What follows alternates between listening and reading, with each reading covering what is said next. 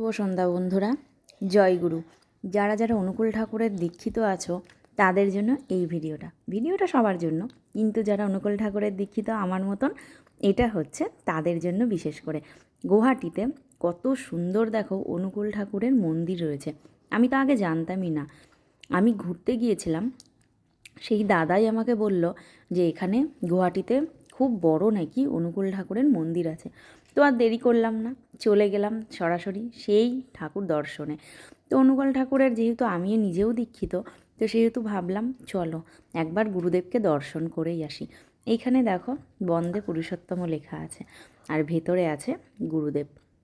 মন্দিরটা এত সুন্দর ছিল, এত ভালো লেগেছে এখানে এসে, মানে একটা যেন শান্তির জায়গা খুঁজে পেলাম। তো কারা কারা অনুকূল ঠাকুরের দীক্ষিত আছো সবাই আমাকে কমেন্ট করো, আমি দেখি আমার কোন কোন বন্ধুরা আছো অনুকূল ঠাকুরের দীক্ষিত। এখানে দেখো মন্দিরগুলো এত সুন্দর আর পুরোটাই হোয়াইট, যেহেতু আমাদের গুরুদেবেরও সমস্ত কিছু হোয়াইট, তো সেহেতু মন্দিরটাও করেছে পুরোপুরি হোয়াইট। এত ভালো লাগছিল দেখতে। এটা হচ্ছে আরেকটা মন্দির, ভাগে ভাগে 4টে মন্দির আছে। প্রথম মন্দিরটা তোমাদের দর্শন করালাম, দ্বিতীয়টা দেখো এই মন্দিরটা এত সুন্দর। ভেতরে সমস্ত কিছু, ইনি হচ্ছেন বড় মা, ভেতরে সমস্ত কিছুই কিন্তু পাথরের তৈরি। মূর্তিগুলোও হয়েছে পাথরের তৈরি। এত সুন্দর লাগছে, এত সুন্দর পরিষ্কার, মানে দেখে এত ভালো লাগছিল।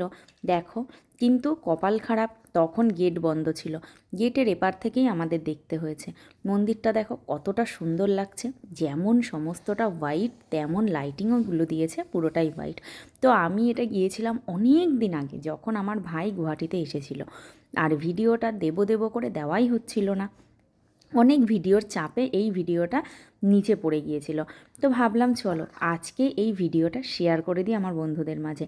দেখি আমার কোন কোন বন্ধু আছো যারা অনুকূল ঠাকুরের দীক্ষিত, আর কেমন লাগে তোমাদের অনুকূল ঠাকুরের দীক্ষিত হয়ে, তোমাদের কেমন লাগছে অবশ্যই আমাকে কমেন্ট করো। আমার তো ভীষণ ভালো লেগেছে। গুরুদেব বলে কথা, আমি মন থেকে ওনাকে শ্রদ্ধা করি, খুব ভালোবাসি, আর ওনার দীক্ষায় দীক্ষিত হয়ে খুব ভালো আছি। সত্যি কথা, খুব ভালো আছি। তোমরা কারা কারা দীক্ষিত আছো অবশ্যই কিন্তু আমাকে কমেন্ট করো, আর মন্দিরটা কেমন লাগলো এটাও কিন্তু কমেন্ট করতে ভুলো না। এই মন্দিরটা দেখো জাস্ট অসাধারণ। ভেতরে দেখো কি সুন্দর করে, কত সুন্দরভাবে সাজিয়ে গুছিয়ে রেখে দিয়েছে, কত পরিষ্কার। দেখো একবার চারিদিকটা, এত ভালো লাগছে দেখতে, মানে অসাধারণ যাকে বলে। মন্দিরটার সামনে এসে যেন একটা শান্তির জায়গা খুঁজে পেলাম। এখানে দেখো গুরুদেবের গান হচ্ছে, এখানেও আমি কিছুক্ষণ বসেছিলাম, বসে আমি একটু গান শুনেও নিয়েছিলাম। তো তোমাদের কেমন লাগলো অবশ্যই আমাকে কমেন্ট করবে, কমেন্ট করতে ভুলো না। দেখা হবে নেক্সট কোনো ভিডিওতে, আবার কোনো না কোনো ভ্লগ আমি দেওয়ার চেষ্টা করব। আজকের মতো এই পর্যন্ত, টাটা, জয় গুরু।